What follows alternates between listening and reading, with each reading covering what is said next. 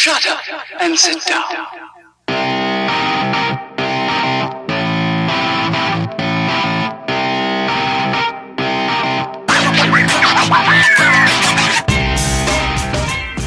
Hi, welcome to Ctrl-Alt-Delete. This week we are talking to Rhona Graham, who is a minister in Glasgow. Rhona, hi. Hi. Hi. Can you tell us a wee bit about where you are and what your parish is like first? So I'm in a parish in the northeast of Glasgow, Tron St Mary's. You might know or heard of Red Road flats that were demolished in 2015 they all came down, and my church sits right in the corner next to the flat that never got destroyed when the flats came down, thankfully.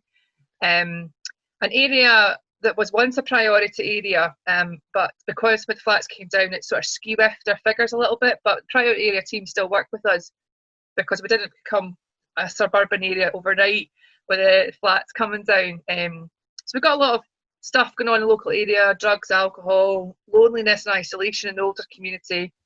It's probably about the sum of our area that we serve. Okay.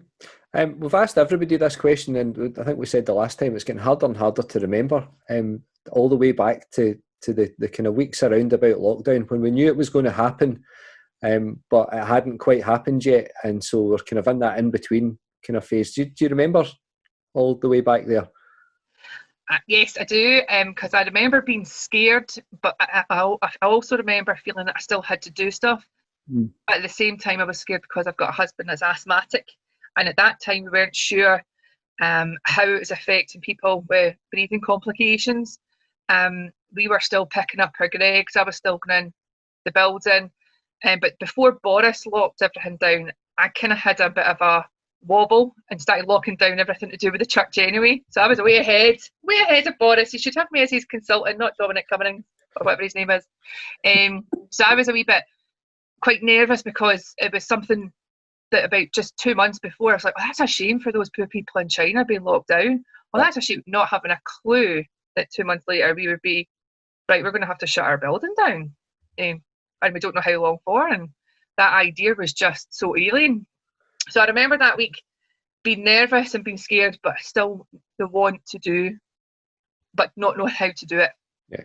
And I would say I'm a planned and organised person, and it threw me completely that I couldn't plan and organise. Because we had that kind of the Sunday where there was some sort of vague instructions that you probably shouldn't have home baking and things. And don't biscuits that are wrapped. I mean, who has biscuits that are wrapped these days? It's home baking. We have the Tron St Mary's that are all, but also that's the Sunday before the lockdown.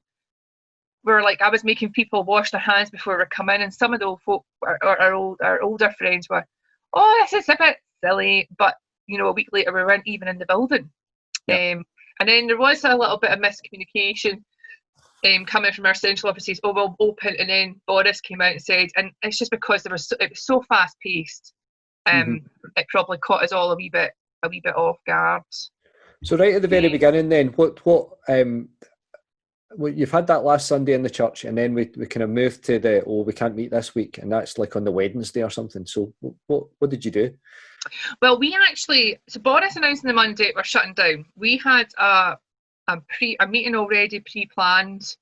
Was that the week before? That was this was the Tuesday before Boris locked us down. We had a strategic planning meeting booked in, but the chaps that were organised it cancelled it. So I just kept my elders together. We sat 3 metres apart in a circle, and we put into plans there before Boris even said lockdown. Right, we're going to initiate our districts. We took the opportunity of the plan meeting that got cancelled, and we made sure that every person that's a church member or turns up on a Sunday, there was an elder that was going to be getting in touch with them weekly, because we knew this was coming. We knew it was coming. We've got a small enough. We've got about 90 people in our church roll and 60 come on a Sunday. So we've got a very high percentage of who say they belong to the church come to the church. And so we got that in place very quickly. And we, every Friday by 5 o'clock, I usually send out the worship material, 2 pages of A4, Bible reading and a reflection and a prayer. And the elders religiously phone over that weekend, here's what Rhona said, or they print it off for those that are maybe hard of hearing. But the first weekend, they phone just to say, right, what can we do to support you? Our paid team got into the church. We managed to get into the church and get all the data protection stuff out in lockable boxes, and they took it home, and they've been contacting all our service users, all 200 of them. Not every week, ones that are maybe a bit more vulnerable, perhaps weekly. So we put that all in place just before Boris said, right. So we did kind of plan, which was good, because I think if we were doing that chasing our tail the following week, that would have really set me in a tailspin. But we knew it was coming, so we put that in place, ready for the lockdown. So you mentioned 200 service users. What services do you provide? So we do, right, let's think, Tuesday morning we do the Tots and Toddlers group for toddlers. We do a Tuesday community pay what you can cafe. On a Tuesday afternoon we do a group for parents of children with additional support needs. We do a women's group that sort of do lots of crafty stuff, and English classes and second language, family tunes group, children, a church choir plus a canny sing choir that you can only join if you can't sing. We do a youth club, Sunday sessions for teenagers, a wise guys just for guys, coffee and prayers group. We do a walking group, an oriental exercise group, a forward together group, getting different communities that would naturally maybe be at loggerheads with each other, but maybe try to get them talking to each other.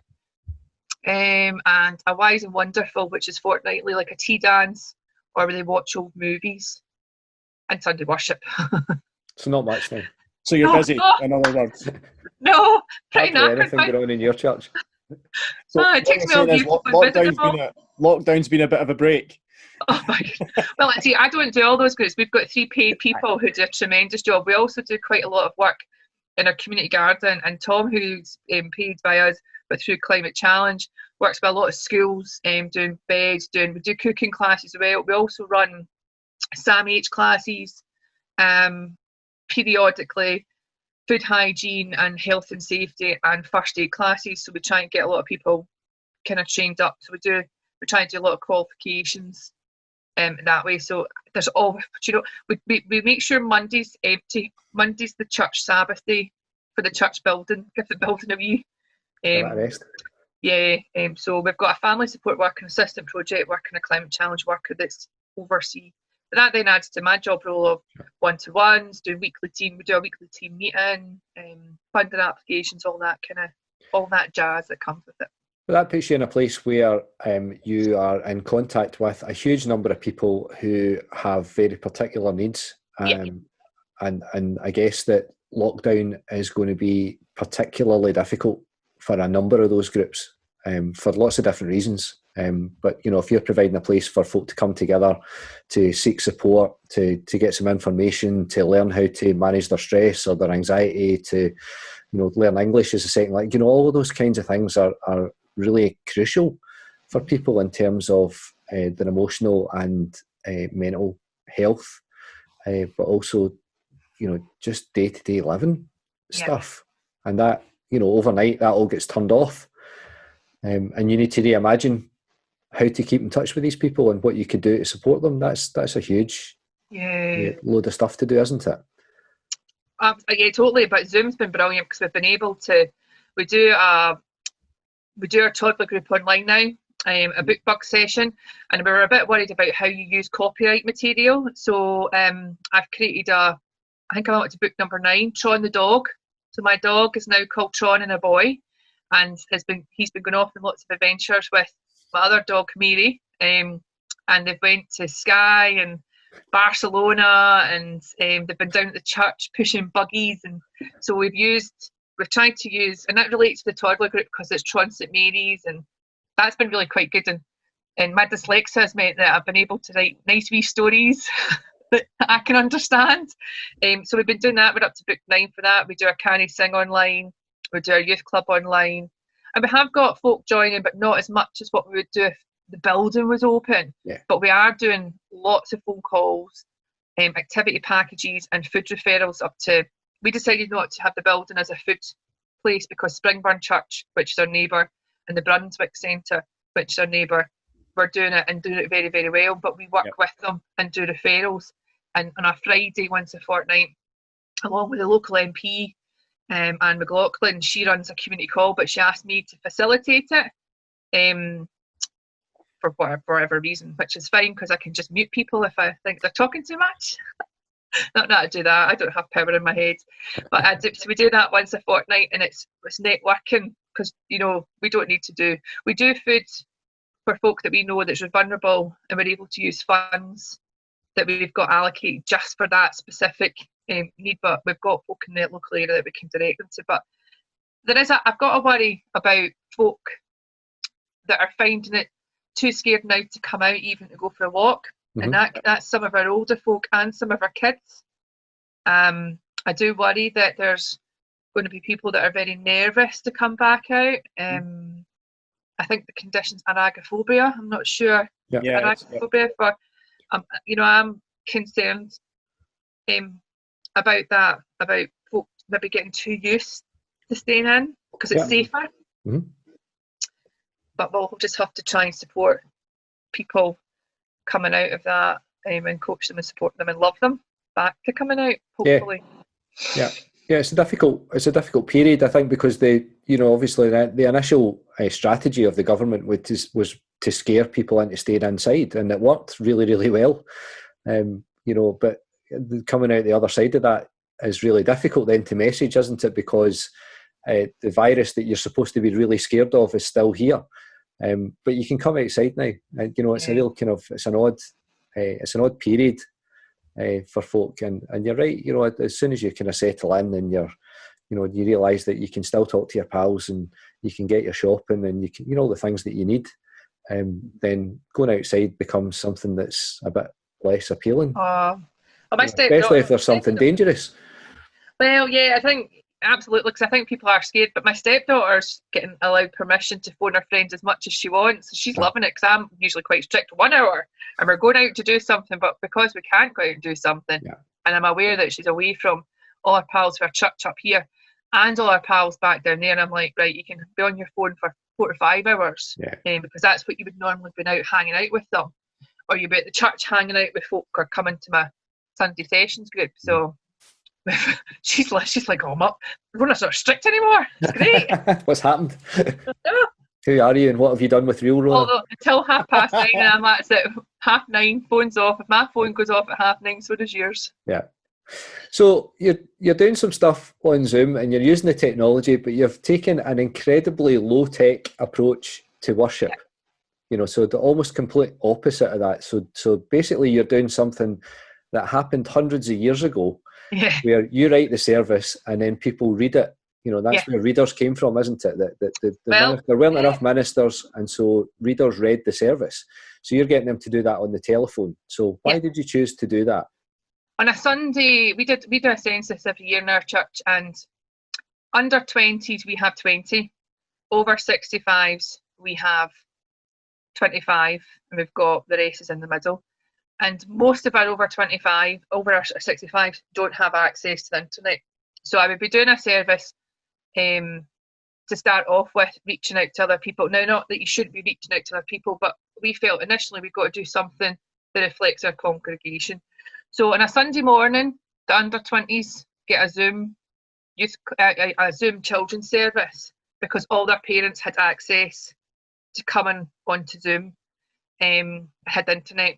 Everybody else gets this, and everybody else gets this Bible reading, reflection, and then a prayer. But they also get what I do with the children. So if they see the children, they can say, "Oh, well, Rhona got you doing this." So that's the way that we done it. We catered our worship to who turns up on a Sunday.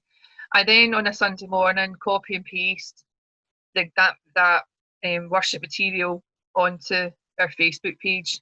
And if anyone's on our Facebook page that'd like to read it, and we usually point directions, look at reflections on the key, or other people. I've been supporting Springburn Church because Brian's been so focused on trying to get the food stuff done that I've been posting my material on there for him, for his Facebook users, to see, which has been quite useful. And I'll be taking over another church IM, and I'll probably support them by doing the same. But yeah. we didn't, at first we thought we didn't have the technology, but you do really, because you've got a camera. But if I did that, 20%, 30% of my congregation on Sunday would be excluded. And we want to be very inclusive. And the only way to be inclusive is if we did the written material and it get read out or it got posted to them. And that's what we've done. And folk have appreciated that. And it gives one of Kenny's church had been kind of taking video stuff to folk. So we kind of found out when we talked to Alan that they're taking tablets to people with the video on it. But when we talked to Scott Burton, who's in West Kintyre, he was taking exactly the same kind of approach, that he was getting people, he was recording the service, but he was getting people to play the service and hold their phone next to whatever they were playing the service on so people could hear it. But the thing they were finding, and I guess it'll be the same for you, is that actually the worship is important, but the conversation that happens around it when somebody's phoning is just as important, isn't it? Yeah, and I usually sort of put in some questions. So I suppose it's the Church Scotland Initiative's conversations and prayer or worship they had launched. Our congregation never took it, but they have now, because it's much more. And we do print it off for some folk that would rather read it themselves or maybe have hearing issues so they can't hear. So we've tried to use our material to suit the needs of our congregation. And I mean, I was a reader. That's what I was before I trained as a minister, which I always found quite funny that I was called a reader, but I'm dyslexic and can't read. But when I send out the material to the elders, I always say to them, please spell check this, because it makes sense in my head when I put it down, but it might not when you read it. So. And do they feel, that makes the elders feel engaged and involved as well, doesn't it? Oh, I think our elders have been super. We've only got 12 elders, and I can actually get them all on a Zoom call. Well, 11 of them on a Zoom call, plus one comes on a speakerphone. She's not got internet or anything, although we might see if we can sort that for her. So I can get them all once a fortnight. And we just, on a Friday, we just usually talk about any of immediate issues that we can maybe just quickly sort. But I do the worship with them. So I take the worship material and do it with them. Sometimes we go into breakout rooms, sometimes we do the discussions together. And so we're having a moment. So actually the elders are getting fed as well. And they're saying that I think they've done a great job, because it's a lot to ask every week.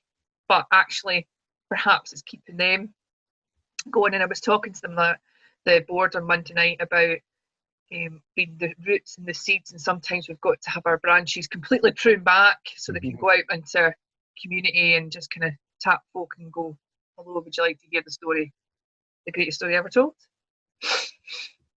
What happens next then? So we were having a chat before we pressed record about this kind of the kind of vague unlocking kind of thing that's starting to happen, where we know that at some point in the future things will change and we'll be allowed to do more things than we're allowed to do just now. Have you done any thinking around about what that might look like for your congregation, and what steps that you might want to take? Because there's a whole load of things tied up in that for you in terms of your service users and also the worshipping life of the church. Well, one thing that I do know that I will want to definitely continue, our housebound, which is about 20, have loved having these weekly calls, loved having these. So they're still going, whatever happens, I'm going to make sure that they get either once a week or fortnightly or monthly at the max, a shortened down version of the church service, and having we've got a very good pastoral care team who visit all our housebound once a month, but I'll maybe just give them the material and say, look, can you read that over with them? So that's something that's really positive that's going to be coming out of our lockdown for us, is that our housebound who have never had any worship apart from when I turn up with my wee travelling communion set in the last 5 years are going to get now regular worship, and it will be based around what I produce on a Sunday. I think it's going to be a while before we can all gather together and share the peace. I think that's the ideal situation that you'd want to have.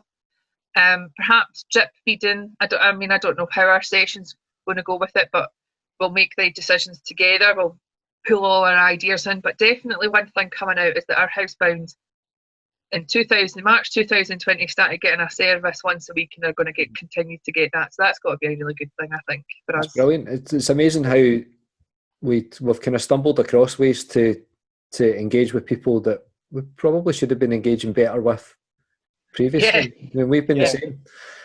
You know, and I think everybody we've spoken to has been the same. The week to 2 weeks before lockdown, so the Sunday before, and the Sunday before lockdown, myself, my dad, Alan, our minister, and another member of the congregation, George Price, were all talking about how we could live stream or record the services in a way that meant we could get it to people who were housebound. And then, you know, talking about cameras and investment and all this stuff. And then God said, no, you don't need to do that. And now we've got it.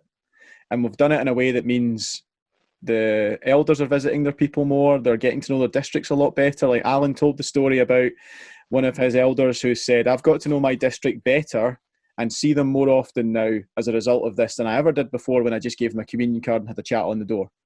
And now he takes every Friday to people who can't manage, takes them a fish supper because it's Fish Friday, you know, and it's just sort of, you know, but it's amazing. And I've said it before again, it's amazing that a global pandemic is all it took to change the Church of Scotland. And every other church. Well, exactly, yeah. You know, but that brings with it some opportunities and issues, doesn't it? Of course it Absolutely. does. You know, that it's you know, been difficult. You know, we can't deny that, and there's some really difficult things have happened for all of us, I think, during that, and it'd be kind of unusual now. I think we're at the stage where it'd be really unusual that nobody's been touched by some of the difficult stuff. Yeah. So have you found the likes of like pastoral care, Rhona? So you're going to have, like everybody else, you'll have had funerals, you'll have had difficult situations sort of occurring where you just can't go and sit in somebody's front room and talk to them about it anymore. So how have you dealt with some of that stuff? Initially, lots of phone calls. To start with, we had a difficult funeral in the last month as a church family, but I was able, because it was nice weather, to sit in the garden. But the real struggle was, I'm a cuddler, and I wanted to cuddle him, and I couldn't. And as much, and I mean, I think pastoral care is about, it's not just about the voice, it's about the presence and being there with people. And I think that's been quite sad. And our church family haven't been able to grieve and support this family the way that they would do, the way they would have done if it wasn't for COVID-19. So I think that's been that's a heartbreak that we can't be able to do that, and there's nothing we can do about it. But texting, when I know somebody's, you know, not going through a great time, I'm about sending texts in the morning. We've got a WhatsApp group where we've got ladies that are 90-year-olds that have discovered how to use they kind of have discovered how to use WhatsApp. It's clearly they're going on and reading it, but they're pressing the record button, so you're just getting heavy breathing as they're reading. And but our WhatsApp group's our church WhatsApp group's quite funny because it's got our kids on it right up to folk that are 90, which is amazing. So they have come together, and I understand that people, we don't need the church building to be a place, but actually we need our church building to be a place for our vulnerable folk to gather. And so there has been a bit of a loss because of the pastoral care. I think we've done the best we can under the circumstances. And I think now we're in phase 1. If I was to hear of a pastoral concern now, I'm able to go and sit in the person's garden, and at least we can comfort each other in that sense. Yeah. Wait a minute, the dogs are going to bark in a second because there's a delivery coming. That's all right. I'll mute me if you need to. That's okay. We can just cut this is the first 3-way dog chat we've had, isn't it? We've all got one now. They're barking, but they're quite quiet. So that's they're all right. So that's I found that challenging for myself, as well as probably our congregation, especially during we've had this one funeral in particular where our congregation we just surrounded the family and their love and presence, and they couldn't do it.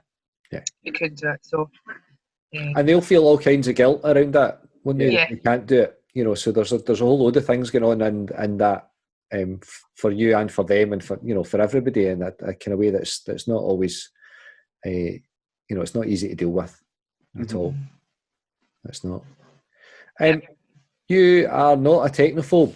The very first time that I met you, I think, was at a youth assembly, and you were making a video at the time. The Big God Project. It was a rip-off from Big Brother. Yeah, it was. Right. So was this when you were my small group leader, Rhona? No, this was before. This was in Dundee, and I was a small group leader of the Gorgons. It's the first time I met Alan Boyce. Gangs, but wow. Yeah, so that's a long time ago. So you were knocking about with a video camera, interviewing people, and you made this amazing kind of video diary of youth assembly, which was obviously a kind of formative event in your life. You know, you obviously became a small group leader and all that kind of stuff. But it's not so. You know, you were doing that at a time when nobody was doing that. You know, you were kind of wandering about, sticking a camera in people's face and saying, you know, talk to me about this thing that we're doing. So it's not that the technology is an issue for you at all in this. So how have you embraced that? So you've done some Zoom stuff. You've done some other bits in your WhatsApp group with 90-year-olds. I'm liking that. But one of the things I've always been really impressed about you with, Rhona, is that you have this kind of passion for communicating with people. And it's fascinating to watch because you always find a way. Which is really, really interesting. You do. You find a way to talk to people in a way that's really appropriate for them, I think. So where does that come from? What's that about, do you think? You've mentioned, you know, does that come from your dyslexia? Does it come from just that, you know, that it's just part of who you are, that you want to talk to people and you want to tell them about God, and you know, you just, I don't know, you just seem to be kind of just really good at it. That's a middle child syndrome. You had to shout to be heard, probably. Being having a younger, an older and a younger brother. Possibly because I was always just written off as stupid when I was in primary 1, 2 and 3. And then I got diagnosed with mild dyslexia. But when I was at university for my second degree to do ministry, I got diagnosed with moderate dyslexia because I was convinced it was just because I was slow. And I think when you're a kid and you're different to other people, you've got to perhaps find something else to help you fit in. And I've just not. I think I do have a natural mouth. I don't know what's the best way to describe that. I would think I do consider myself quite kind. At the same time as I sometimes don't have a filter. I've had to work on that one, which Stuart probably knows. But I think you can talk to anybody. You can't talk to everybody the same way. And I learned that a wee bit at Tesco's, because Tesco's always, I mean, I worked for Tesco's for years as a manager, and they said treat people as you always want to be treated, but don't treat people always the same because everyone's different. And I think at one point I was a manager of 100 people, and everyone, you had to, you would treat old Jeannie from the kiosk very differently to your Saturday team. Your Saturday team, you had to be on them, shouting at them, motivating them with sweeties to get the shelves filled. But with Jane on Till 1, you just had to ask her how her family were. So you've always got to kind of suss out what makes somebody tick and what's important to them. And I suppose maybe that's how I use my communication, is I find out when I first went to Tron St Mary's, there were so many Margarets that I took a photograph of everybody. And I said to them it was just I just want to take a photograph. But actually I wrote in the back, right, you're Margaret whoever, you've got 2 sons, and it helped me build up a picture. So when I saw them, I was able to, especially pastoral visiting, I was able to kind of go, I know a wee bit of information about you. So probably to do with being dyslexic, you can become a bit resourceful, a bit resilient, and Tesco's helped shape how I communicate. So yeah, probably those 2. And been involved in the church. Well, I was involved in the church up until I was 12, and then I got grounded when I was 16, and part of my grounding was getting made to go back to church. I got drunk at the school dance night and had to get taken to hospital. So my grounding, so that's a warning to any teenagers that are 16, don't get drunk because you'll get made to go to church. Go to the kirk, aye. I thought I'd escaped it. There's a punishment. And then I got involved kind of probably we're doing Sunday school and then doing the over 16s group. So I'm interested in people, and I think if you ask questions, you find out a lot about them. So the church has probably shaped quite a lot of that as well. So what's next? What you know, we're kind of in the middle. We're in this kind of weird place where folk have kind of settled in, and you know, we've kind of spoken a wee bit about that folk are just kind of, well, I'm used to being at home now and all that kind of stuff. And for us, that's kind of weird because we sort of work at home anyway. Yeah. But not as much. So you know, you'll be missing the getting out and seeing folk and you know, all the stuff that's going on in the church and being part of that, surely. Well, yeah, definitely. I miss my youth club, believe it or not, who just knacker me on a Thursday night. I miss them terribly. I miss shouting and then sitting down and having a chat with them. I think that's slowly meeting up with people. I think it might also overwhelm you as well. So it'll all have to be done, because as much as what I'm a people person, I do sort of like sometimes my own company. And I've got maybe a bit too used to it. So I think when your things are starting to open back up, we'll all have to be careful that we don't overwhelm ourselves with, oh great, it's phase 2, I can go and visit everybody. Right, let's start with A on my pastoral list. And you'll never get past G because more and more things will open. I think you've got to be realistic of how you actually use your time. So that's probably a little bit to reflect on about how you go forward with this. Actually, Do you think this in a way could be this? Maybe it sounds a little bit cheeky. Do you think this could be the making of your congregation and your elders, though? Well, see, I felt they were quite good. See, because we get 60 on a Sunday, but we've only got 90 on the list. But actually, 20 of them are housebound. We've actually got about 10 folk that would affiliate with us but don't come. So we're quite a tight little community already. I think it's just made them closer. And it'll be good to see how that keeps on. And how their ministry evolves as an elder as well, because they might have discovered, actually, do you know what, I really enjoy doing the worship side. Is there a way I can start to look at maybe being trained to lead worship? Or it's that kind of way where, you know, like the example I used earlier, there's elders who are becoming much better at pastoral care as a result of this, and it's not because they weren't good at it in the first place, it's because the circumstances have given them an opportunity to be better at it. Well, we've got one of our elders, Andrew's a trained worship leader, and he's been doing stuff during this as well. He's covering any Sundays that I'm taking off, because I'm still taking my annual leave. I'm not going to store it up. I'm always skint anyway, so I usually have a staycation, so it's no different to me. So Andrew, it's been great being able for him to help. But we do a daily thought of the day, and at my last holiday I thought, you know, I can't keep sustaining this.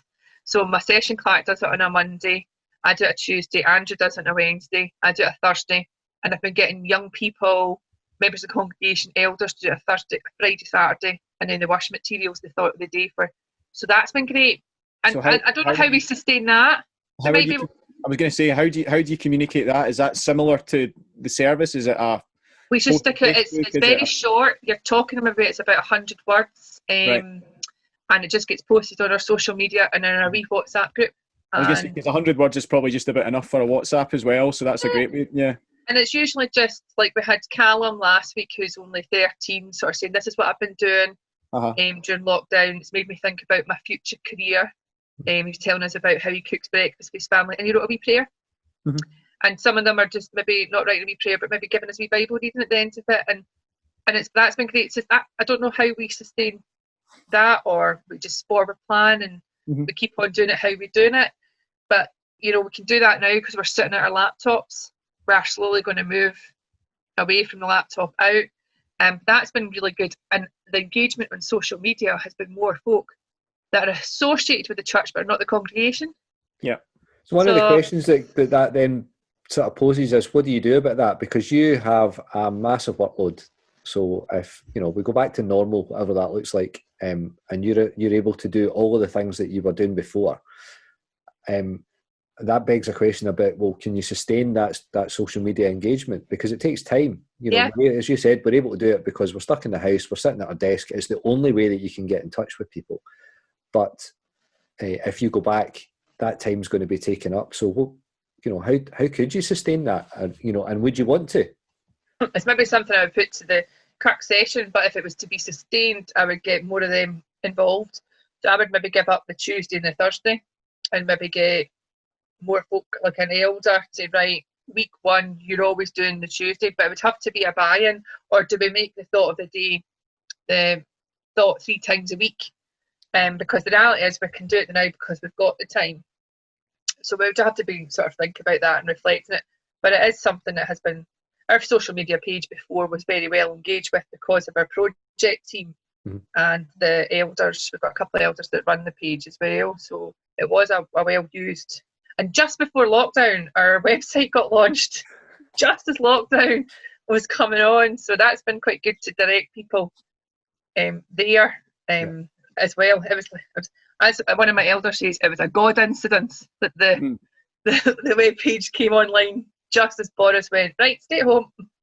It's funny how many people we've spoken to that have had a thing, either like a website or somebody get their broadband upgraded the week before. Shuna get live streaming cameras and stuff they put in the week before. It's amazing the number of things that have helped, that have been kind of only available just prior to this whole thing. It was like Catherine said last week, if you believe in coincidences, you're going to have a very dull life. Yeah. I'm so quite glad we don't live streaming, because I always say something wrong on a Sunday and announce a hymn wrong, I get a name, and I would just be like, oh man. And it's not just the congregation who are so forgiving when I pronounce something wrong, or announce, right, we're singing 89 and the organist shouts, no we're not, we're shouting 420, and I'm like, oh right, okay, whatever we're doing, just follow the organist.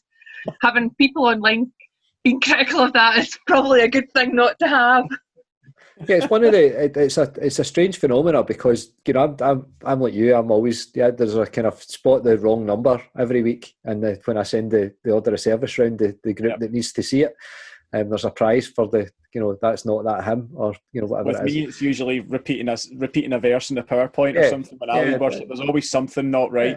Happens all the time. But when you're editing, so I'm filming and you edit, and as soon as you fluff a word, you're like, no, I'll just stop and do that again. And you would never do that. No, so you can't. So sorry, I'm just going to start the whole sermon again. I know I'm 5 minutes in, but I've just fluffed a word. So it's a really odd kind of thing, and that's all because you can, but also because this thing's going up, and potentially hundreds of people, including all your pals, are going to see it in a way that they just wouldn't, because they're not going to come to Tron St Mary's on a Sunday morning. But I think you should just keep the fluffs in, because that makes it much more real. If I was to record something and put it online, my congregation would be like, nah, this isn't right. This is too smooth. Far too polished. It's far too polished for Rhona.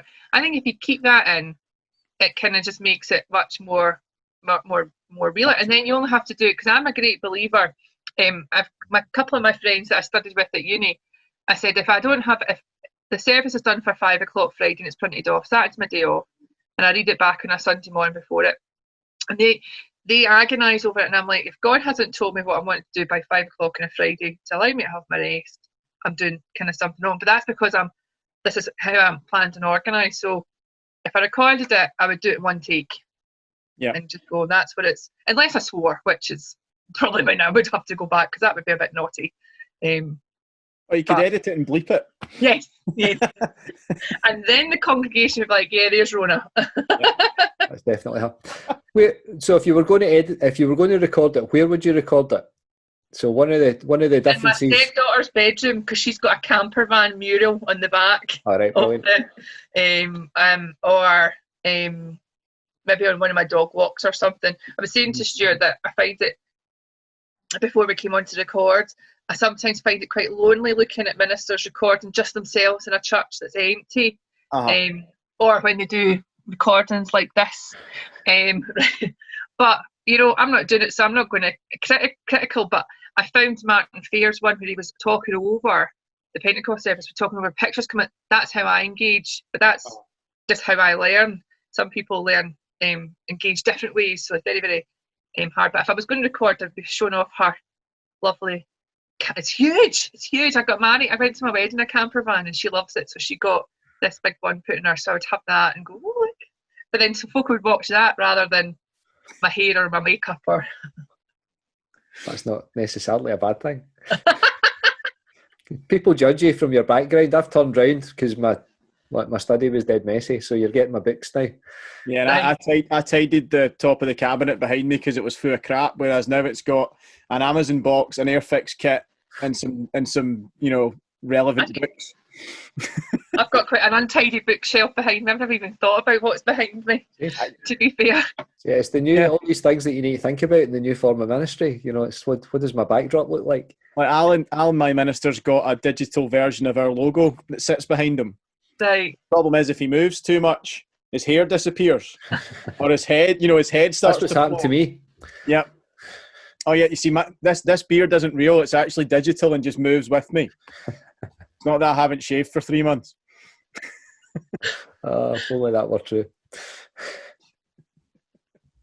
Oh dear. So what's been we've talked about some of the difficulties. What's been the best bit about lockdown? My husband's cooking. Right. He's a trained chef. He works for Tesco's as a .com driver, but he's off now because of his asthma. But his cooking has been amazing. Apart from last night, because McDonald's is opened and it's at the back, we decided to get me McDonald's. But honestly, I come down, I can smell it. Usually about 3:30, the creations come in, and then I'll go down and there's this. He made just the stuff that he's been cooking, and actually sitting down having meals with them, spending some time around the house with them. I haven't murdered them yet, so that's always quite a good thing. And having my stepdaughter here quite a wee bit because her mum's a nurse, and being able to get some time with her. It's not just once a fortnight for the weekends that we've got her. Although she's a moody mare, being 12. But I'm more moodier, so she can bring it. So yeah, that I would say that's been brilliant, and I actually think I've got closer to knowing the elders, because we'd see them on a Sunday and it would just be business as usual at the Kirk sessions, but on the Zooms, and we're doing a quiz as well, a Thursday night quiz as well. So I would say those kind of been quite, but definitely spending quite quality time with the family. It's been good, and eating. I am jogging now. I'm doing couch to 5k, and I'm on week 7. So this morning I did a 25-minute jogging, and my stepdaughter came out last Friday with me, and it turns out my little light jog is her very, very fast run. So she was able to keep up with me quite easily. But so that's been getting fitter as well. Brilliant. That's one of the things that it's like, I don't know if you've seen it or not, Rhona, but I actually got both Christine and I have had the virus. Yeah. And I was all right with it. I was fine. Like the worst thing for me, as you know, I'm a foodie, which is why I'm jealous every time you post your husband's cooking on Facebook. But I couldn't smell or taste anything for 2 weeks, and felt like I had a bit of a head cold. I was very, very lucky. Christine got it worse than me, and she's got a chronic health problem anyway. But I have noticed, I've been walking the dog now that I'm allowed back out, because it was basically 4 weeks of not leaving the house because I got it, then Christine got it, and the guidelines had changed and all that stuff. So I'm walking the dog 5 miles a day now, and I'm feeling better. But I ran up the stairs earlier, and I was like, wow. And I didn't realise just how much it has probably affected me without realising how much it's affected me. So my next thing is couch to 5k to see how I get on with it, because I've run half marathons before. Stuart and I play football together on a Tuesday night so we can get out of presbytery early once a month, and things like that. But that's all stopped. So all the fitness I do was my fitness resource or regime was team sports. So my next thing is building that back up again, and it's going to be interesting to see how I get on with it. So, the couch to 5k, I was convinced that I wouldn't even do the minute runs in the first week, and this week is 3 runs at 25 minutes each, and I'm 6 stone overweight. I think I've lost a little bit of weight. I'll have to weigh myself. Utterly convinced I couldn't, but today's run was quicker because I took my 2 dogs with me. They were kind of pulling me along. Yep. And I managed to shave off 0.10 of a seconds of a kilometre. Brilliant. Excellent. That's Although fantastic. I was knackered at the end because they were making me run fast. I was like, no, this is not how we do it. That's okay. And now you know you can do it. Aye. Well, I know what I'm planning to do to help with church funds is that once I get to I think once you get to the end of Couch to 5K, you can run for 30 minutes. Yeah. But what I want to do is jog to the church and jog back, come in like in a big loop, which is about just over 5.2 kilometres, and maybe do some fundraising as well. Put it on social media saying, right, come on, who wants to see the Vicar of Dibley run into the church and back, and just try and raise some funds for the congregation, for the building and stuff. So, great. That's fantastic. So that's now out there. I had keeping that a bit of a secret that I was doing the Couch to 5K, but it's been there now. I know, but I actually feel proud that I'm doing exercise. You absolutely should. And I'm doing it even though my husband's making these delicious dinners. But equally, that's good food. Yeah. You know, like, that's the thing. I mean, chicken satay skewers. Oh, that looks amazing. Homemade gyros. What else has he done? Homemade burger. Oh, it's just blowing me away. Yeah. Whereas my issue is buying a packet of 8 cookies from Tesco and eating them all in one sitting with a pint of milk, because I can do that. Yeah. That's the issue. So that's been a good thing. Well, yeah, and this haircut was done by my stepdaughter. My hair was about down to there, and I said to her a couple of weeks ago, come and give it a cut. So she's actually cut my hair. Not quite even, but it'll do for the now. How do you think your relationships with the other churches in the area are going to grow as a result? Because you've mentioned that you're doing a lot with Springburn and one of the centres, and then you're looking at helping them with Facebook and stuff. So how do you think that's going to change? Well, we're in a parish group in Colsonwell Park in Springburn, and you just don't know what's going to happen with strategic planning in the future of the church. I'm very friendly with Brian and Leslie, who are respectively in place at those 2 charges. I'm also friendly with Daniel, who's up at Northgate, although I haven't really saw much or heard from him because we've been doing our kind of own thing. So there is that bit of missing sort of connecting up where you'd naturally bump into people at networking meetings and stuff that's not been able to happen. I hope it still keeps on developing. I'm going to be supporting our local church that's going into vacancy. Their minister's demitting in July, so I'll be supporting there. And it's one that's right next to our parish next door. So I know them already. In fact, I did a placement there in 2011, so I do know them quite well. Hopefully it just keeps on growing, and that we can grow hopefully in the same direction together. But it makes a difference when you like the minister. I think not all ministers like each other, but I think I like Brian and I like Leslie, an interim moderator at Colsonwell Park, Scott McCarthy. I like him very, very much. I think that makes a difference when you care for the people. Not that I'm saying there's ministers I don't care about, but when you care and you have a friendship, it helps. Certainly helps. Makes things easier. Yeah. And I like their congregations as well. Folk that I've met before. So yeah, and to go into to be an interim moderator in this kind of situation is going to be difficult. But obviously it helps that you know the congregation a bit. They know you. It's right next door. So really, in some senses, you're extending the parish. Yeah. A wee while. And I haven't actually done interim moderator for a church in vacancy. I've only ever covered churches that have had absences. The minister's been absent, or I did Colsonwell Park in guardianship. So it's a totally different set of circumstances. So this will be, it's a new skill. It's a new feather to your bow, I suppose. But in very different circumstances, because I don't really know how you can go forward, even starting to think about a vacancy when all this is happening. So yeah. But yeah, so it'll be good to support them, and I've known them for a wee while. Going forward should make it easier. At least that now, if you're a vacant church, you can, see every minister every Sunday if you want. It's much easier to get an eye. Well, some apart from you, obviously. But they can see my material and go, I didn't think so. Yeah, but that, it is one of the things we've talked about, that folk have, I know the people in my congregation are visiting other folk. They're off watching, the minister that used to be here, Paul, was now in law, and he's doing stuff that we're not doing. So he's doing like morning prayer and Compline, and I know that folk are joining in with that, and that's brilliant. In the same way that I know, there are people from, that I've made a kind of photo montage thing the other day, and all I kind of done was say, if you've joined in our services for even just a few minutes, send me a selfie. And so the vast majority of the people in that photo montage aren't people that normally turn up on a Sunday morning. And it's brilliant because, you know, that's great.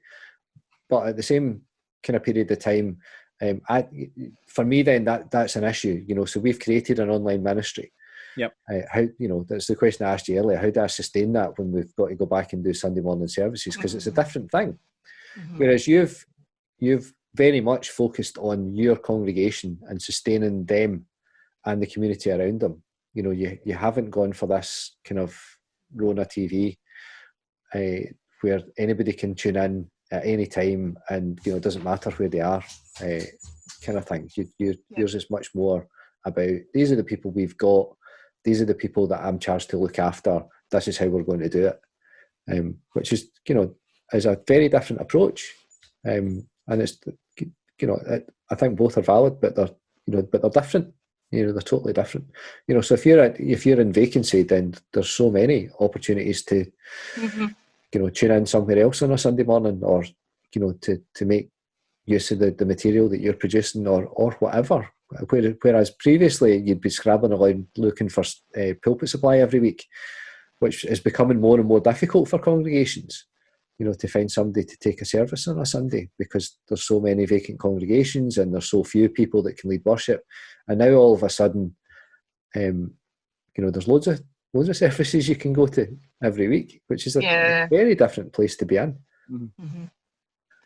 You know, so for folk to feel in your situation that they're all getting the same thing, that they're having lots of conversations with people regularly who are looking after them, that you're still around, all of that kind of stuff, that's really important, isn't it? Yeah, and it was important. It was important. It was the first thing that we organised before Boris had, like I said, it was 2 days after the service where we all had to turn up and wash our hands, get everyone washing their hands in the, because I think it was the following Sunday, it was Mother and Sunday that we didn't meet, but we'd already put in place what I've already described, and you know, it's working for us and it's a benefit for us, and it might be quite old school, which is folk are quite surprised, because I'm usually like, let's all try the new thing, but we didn't want to kind of go down. And there was issues around what music you can use and all that, you know, that kind of stuff, and didn't want the headache. We'll just do this, and it's worked.